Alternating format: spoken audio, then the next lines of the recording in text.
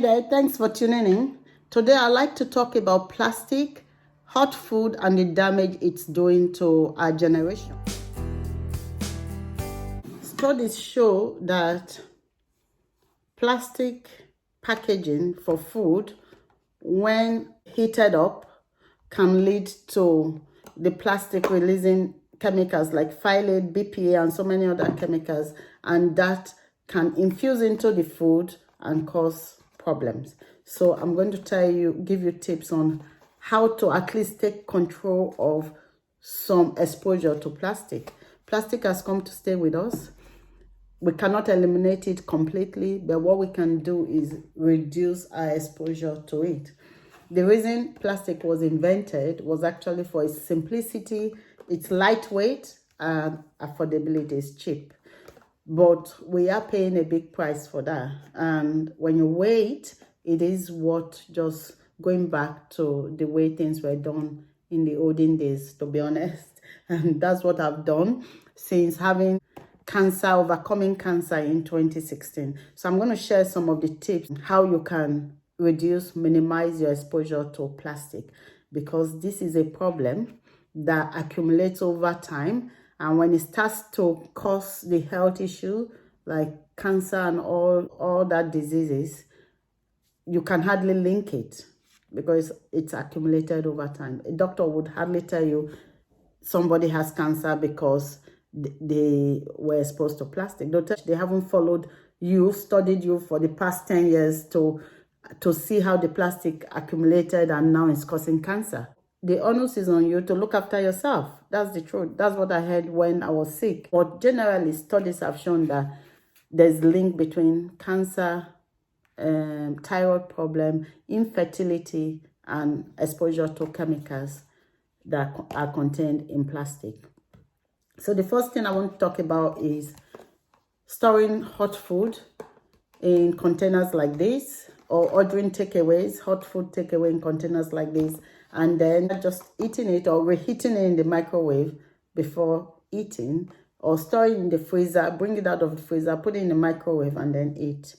That is not a good habit to continue. I must encourage you to just make some simple changes to preserve your health. Plastic was meant to just store foods like this, cold foods, sandwiches and stuff, not for hot food. If you must use plastic, ensure that the food you're putting in it is cold. If it's hot, wait till it cools before you put it in here and put it in the freezer. And when you get it out of the freezer, you can pop it out into a bowl, a glass bowl, or a plate, a ceramic plate. Put it in the microwave or in your pot, heat it up before eating, but not directly into the microwave. So that's the first thing. Another option is you can use glassware like that to store your food in the freezer.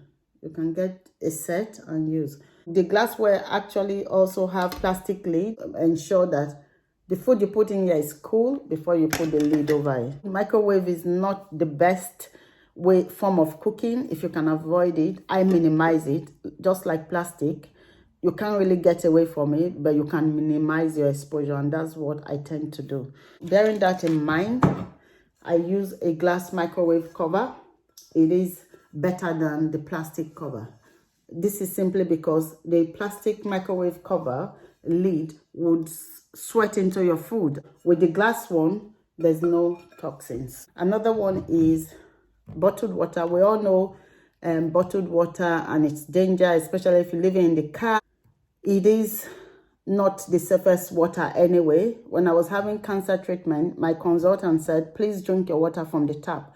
The water in our city is safe. So that was the advice, and I've never stopped drinking tap water. Through my treatment, that's all I drank, tap water. So if you live in cities or wherever you live, the water is not safe, then probably look for how to purify your water, filter your water before drinking. It is the best option compared to bottled water, because you don't know how far that water has traveled and the exposure before it got to you. You don't know if it's been exposed to heat, the plastic and all. Use glassware for your drink. You can also use glass water bottle. I take that to work rather than use plastic cup from the vending machine. I'll take that, fill it up with hot water, make my coffee. Cafes now actually would use paper cups as well. That's why people are moving away from plastic, and you see more cafes are using paper cups. It used to be mostly plastic. So in terms of packing my lunch as well, when I go to work, I prefer to eat my food most of the time, and I take my lunch. I use something like this. So again, you can heat that up in microwave. It is safe. What I do is take that off and put a glass lid on that, or a kitchen towel, so that this doesn't sweat in my food. So that's for packing your food to the office. And when you make vinegar and stuff like that, also avoid using plastic. Use glass containers like this. This is strawberry and grape cider vinegar in the making. As a glass jar. I recently visited Africa, and I was surprised to see in a few places actually jollof rice wrapped in nylon bag. It was really disappointing, because we live in Africa, we have access to the leaves. Why are we using plastic bags? The leaves are healthy. They are, I think one popular one is plantain or banana leaf. It actually infuses in the food you cook with. My mom used to always use leaves. If I could find leaves, that's what I would use for my pudding, moi or anything we wrap. In the absence of leaves, this is what I use. I use ceramic glass. This is better than using plastic for your puddings, your moi, and even when you use foil paper, it's not the best. That comes with its own issues. That's for another day. But try and look for stuff like this.